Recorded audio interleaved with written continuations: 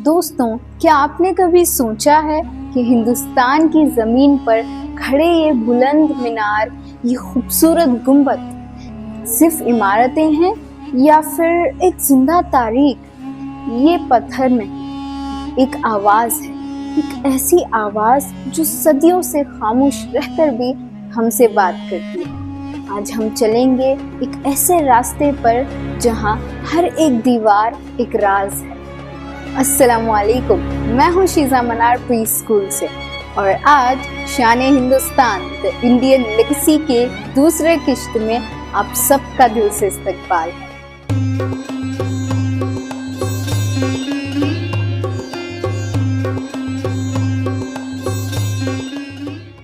آج ہم بات کریں گے ہندوستان کی فن تعمیر اور عظمت کی، جہاں ہر ایک مذہب کی خوبصورتی ایک ساتھ چمکتی ہے۔ دوستوں، ہندوستان کی فن تعمیر صرف ایک کلا نہیں، ایک جذبہ ہے۔ اسلام، ایک فارسی اور مرکزی ایشیا کا رنگ جب ہندوستان کی مٹی سے ملتا ہے تب ایک نئی پہچان جنم لیتی ہے۔ قطب مینار، سوچئے 12ویں صدی کا وہ دور جب قطب الدین ایبک نے دلہی کے مہرولی میں اس بلند مینار کی بنیاد رکھی اور بعد میں التمش نے اسے مکمل کیا۔ یہ صرف ایک مینار نہیں تھا، یہ فتح کی نشانی بھی تھی اور اذان کی آواز کو دور تک پہنچانے کا ذریعہ بھی تھا۔ آج بھی یہ مقام دنیا بھر کے لوگوں کو اپنی طرف کھینچتا ہے، جس سے تاریخ خود ہمیں پکار رہی ہو۔ اعلی دروازہ، جب آیا 1311 کا دور، تب علاء الدین خلجی نے ایک ایسا دروازہ بنوایا جو صرف ایک راستہ نہیں، شان کی جھلک تھی۔ قوت الاسلام مسجد کا یہ دروازہ انڈو اسلامک آرکیٹیکچر کا پہلا مکمل جھلک بنا، جہاں حسن اور طاقت ایک ساتھ نظر آتے ہیں۔ 14ویں صدی میں غیاث الدین تغلق نے ایک ایسا قلعہ سوچا جو دشمنوں کے لیے دیوار بن جائے۔ یہ شہر دھیرے دھیرے ویران ہو گیا۔ التمش کا مقبرہ، 13ویں صدی کے آغاز میں دلہی کے قطب کمپلیکس میں التمش کا مقبرہ تعمیر ہوا۔ یہ صرف ایک قبر نہیں بلکہ ایک بادشاہ کی یاد کو ہمیشہ زندہ رکھنے کی کوشش ہے۔ اس کی دیواروں پر کی گئی نقاشی آج بھی اس دور کے ہنر کو بیان کرتی ہے۔ ہمایوں کا مقبرہ، 16ویں صدی میں حاجی بیگم نے اپنے شوہر ہمایوں کی یاد میں ایک ایسا مقبرہ بنوایا جو باغ کے درمیان میں سانس لیتا ہے۔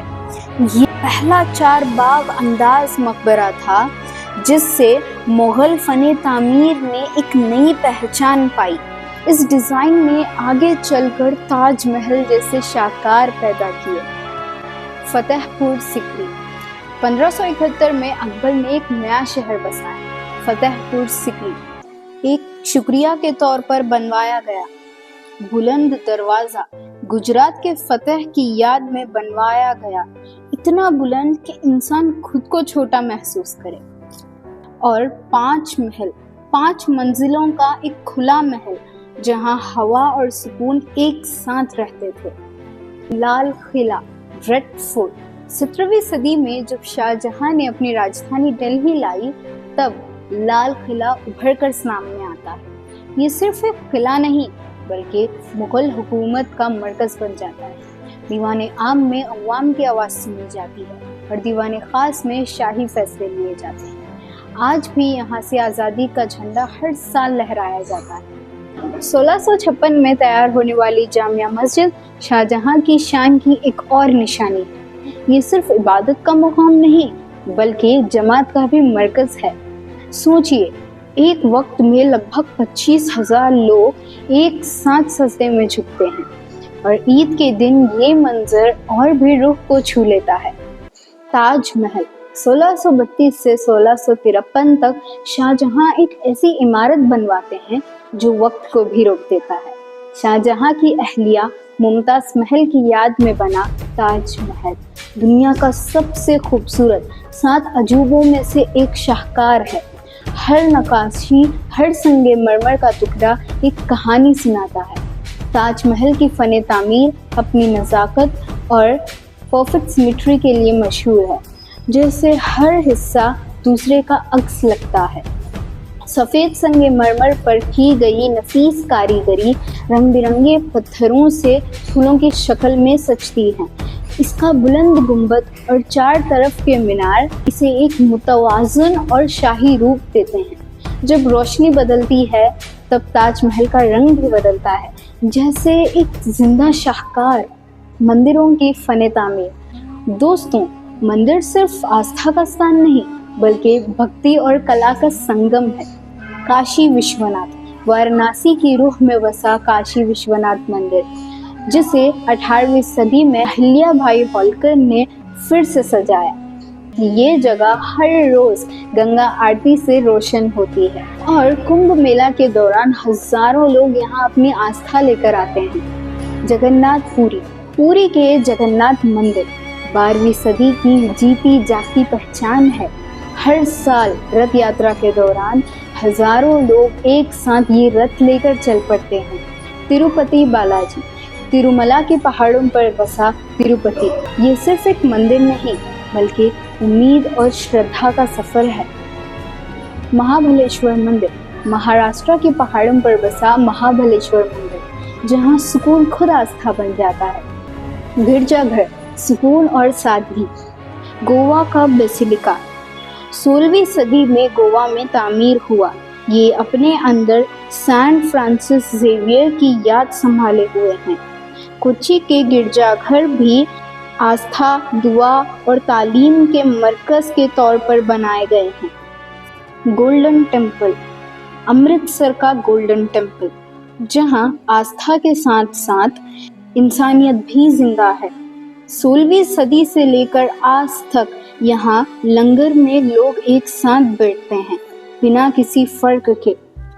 ये जगह हमें सिखाती है कि बराबरी सिर्फ एक अल्फाज नहीं, एक अमल भी है। बौद्ध फन तामीर। 3री सदी ईसा से पहले सम्राट अशोक ने सांची स्तूपा बनवाया। ये गौतम बुद्धा की याद और उनकी तालीम को जिंदा रखने का एक रूहानी मरकज बन गया। बौद्ध धर्म के लोग गौतम बुद्धा को अपना मार्गदर्शक मानते हैं और उनकी सिखाई शांति पर चलते हैं। जैन फन तामीर। माउंट अबू के दिलवारा मंदिर 11वीं सदी से 13वीं सदी के दरमियान बने और आज भी अपनी नफीस नक्काशी के लिए मशहूर हैं। ये मंदिर सिर्फ आस्था नहीं बल्कि सादगी और पाकीज़गी का पैगाम देते हैं। जैन धर्म के लोग वर्तमान महावीर की पूजा करते हैं।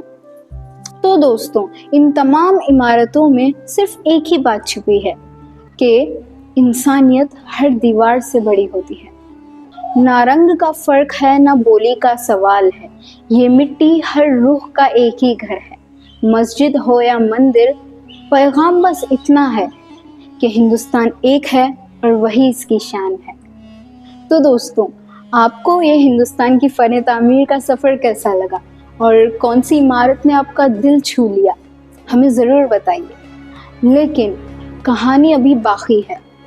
तब ये शान अपने उरूज पर थी, तब हिंदुस्तान में एक नया दौर है, अंग्रेज़ों का दौर। उनके आने से सिर्फ हुकूमत नहीं बदली बल्कि शहरों का नक्शा, इमारतों का अंदाज और हमारी ज़िंदगी तक बदल गई। अगले एपिसोड में हम बात करेंगे ब्रिटिश रूल का असर और आज़ादी की वो जंग जिसने हिंदुस्तान की तकदीर बदल दी। मैं हूँ शीज़ा मनार, मिलते हैं अगले एपिसोड में। अल्लाह हाफ़िज़।